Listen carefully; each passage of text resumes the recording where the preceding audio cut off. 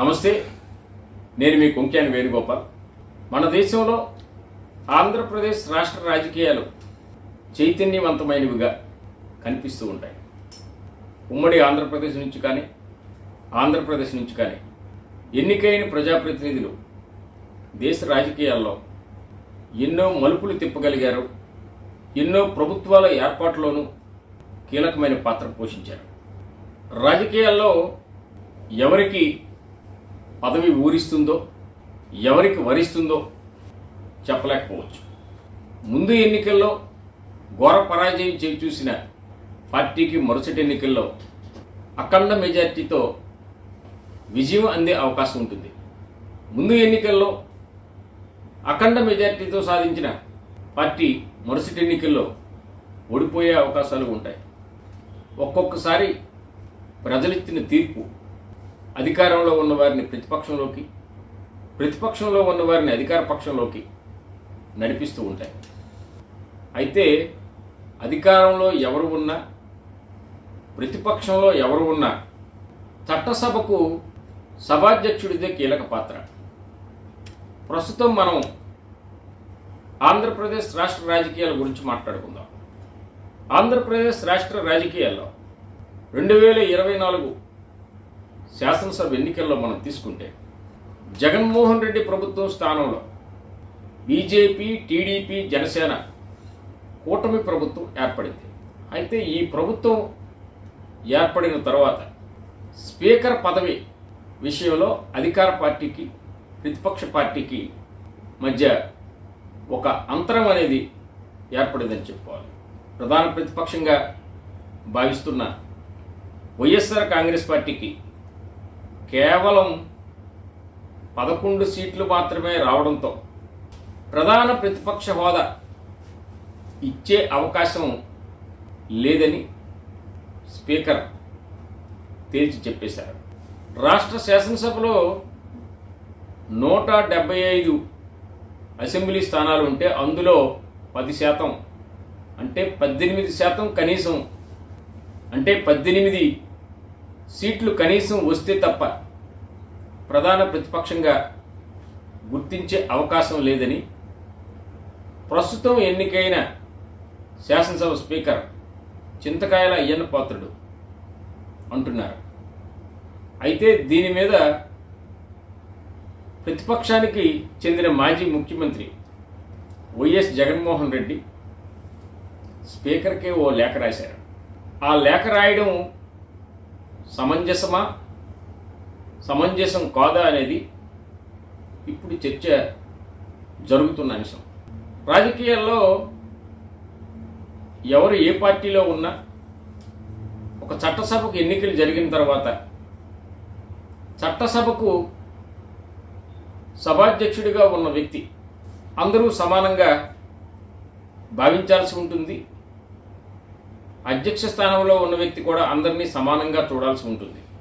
ఇందులో లోపం ఎక్కడ ఉందో తెలియదు, కానీ అధికార పార్టీ, ప్రతిపక్ష పార్టీ వేరువేరుగా తమ అభిప్రాయాలతో ఇక్కడ ఉన్నాయి.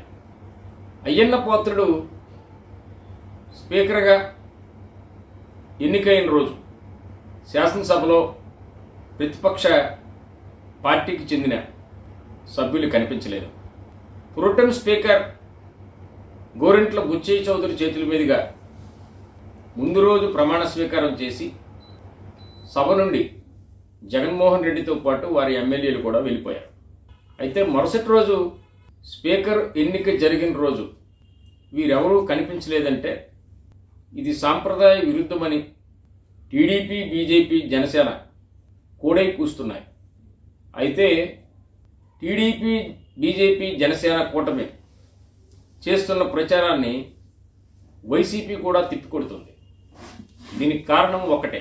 శాసనసభ స్పీకర్గా ఎన్నికైన అయ్యన్న పాత్రుడు అప్పటికి 3 రోజుల ముందు జగన్ ఓడిపోయాడు, కానీ జగన్ ఇంకా చావలేదు అనే మాట అన్నట్టు, అది సోషల్ మీడియా ద్వారా వైరల్ అయినట్టు ఒక చర్చ జరుగుతుంది.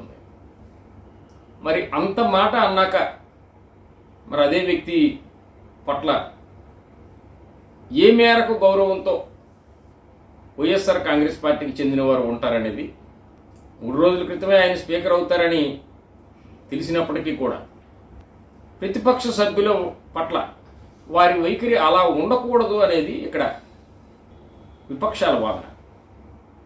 మరోవైపు స్పీకర్ పదవి బాధ్యతలు స్వీకరించి స్పీకర్గా ఎన్నికైన తర్వాత బయటకు వచ్చి మీడియాతో మాట్లాడినప్పుడు కూడా అయ్యన్న పాత్రుడు, మీరు జగన్ గురించి ప్రతిపక్షం అంటున్నారు, ప్రతిపక్షం ఎలా అవుతుంది, ప్రతిపక్షానికి తగినన్ని సీట్లు రావాలా, అవి రాలేదని కూడా అంటున్నారు.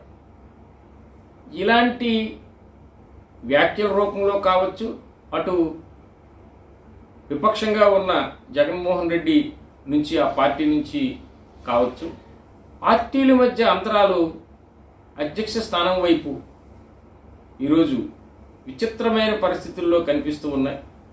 ఇప్పటి వరకు స్పీకర్కి లేఖ రాయడం అనేది ఒక్క జగన్మోహన్ రెడ్డే కాదు, గతంలో కాంగ్రెస్ పార్టీ 1994లో అప్పటి సిఎల్పి నేత పి జనార్దన్ రెడ్డి కూడా స్పీకర్కి లేఖ రాయడం జరిగింది. ముందుగా సిఎల్పి నాయకుడిగా కోట్ల విజయభాస్కర్ రెడ్డి ఎన్నికైనప్పటికీ కొద్ది రోజుల్లోనే విజయభాస్కర్ రెడ్డి సిఎల్పి బాధ్యతల నుంచి తప్పుకోవడంతో అప్పటికి ఖైరతాబాద్ ఎమ్మెల్యేగా ఉన్న పీజేఆర్ ఈ బాధ్యతలు స్వీకరించారు, ప్రతిపక్షంగా గుర్తించమని కోరారు. అయితే ఆ పరిణామాలన్నీ పక్కన పెడితే ప్రస్తుతం ఆంధ్రప్రదేశ్ శాసనసభలో బీజేపీ, టీడీపీ, జనసేన 3 కలిసే ఉన్నాయి, 3 ప్రభుత్వంలోనే ఉన్నాయి. ఇక ప్రతిపక్షంగా ఉన్న పార్టీ ఒక్క వైఎస్ఆర్ కాంగ్రెస్ పార్టీ మాత్రమే. 11 స్థానాలు ఉన్నప్పటికీ వారి సంఖ్యాబలం ఆధారంగా ప్రతిపక్ష హోదా ఇస్తారా, లేదా ప్రతిపక్ష హోదా ఇవ్వకుండా సాధారణ సభ్యులుగా పరిగణిస్తారా అనేది ప్రశ్నించుకోవాల్సినటువంటి అంశం. ఇంకా దీనికంటే కొంచెం ముందుకు వెళ్తే 2014లో వైఎస్ఆర్ కాంగ్రెస్ పార్టీ 67 స్థానాలు సంపాదించినప్పటికీ, ఆ రోజు బలమైన ప్రతిపక్షంగా ఉన్నప్పటికీ 1.85% ఓట్ల తేడాతో అధికారం కోల్పోయినప్పటికీ శాసనసభలో మాట్లాడే అవకాశాలు చాలా తక్కువగానే ఉండేవి. అప్పటి స్పీకర్ డాక్టర్ కోడెల శివప్రసాద్ వైసీపీకి ఇచ్చే అవకాశాలు చాలా తక్కువగా ఉండేవి. ప్రధాన ప్రతిపక్ష నేత జగన్మోహన్ రెడ్డి సభలో మాట్లాడుతుంటే 10 నిమిషాలు మాట్లాడేసరికి మధ్యలో 4-5 మంత్రులు అందులో జోక్యం చేసుకుంటూ ఉండేవారు. వారు మాట్లాడేందుకు అవకాశం లేనటువంటి పరిస్థితుల్లో ఆ సభ నుంచి ఆయన బయటికి వెళ్ళిపోతూ పాదయాత్ర చేసుకున్నారు. ఆ రోజుల్లోనే తనకు తగిన అవకాశాలు అందులో రానప్పుడు ఇప్పుడు ఉన్నటువంటి సంఖ్య ఆధారంగా ఆ అవకాశం పూర్తిగా రాదేమోనన్న అభిప్రాయంతో లేఖ రాశారా, లేక 10% కంటే సీట్లు తక్కువగా ఉన్న ప్రతిపక్ష హోదా ఇచ్చే అవకాశాలకు మరేమైనా మార్గాలు ఉన్నాయా అనేది తెలియాల్సి ఉంది. ప్రస్తుతానికి జగన్మోహన్ రెడ్డి లేఖ రాయడం వరకే తెలుసు. దీని మీద స్పీకర్ గారు తీసుకునే నిర్ణయం మీద ఆధారపడి ఉంటుంది.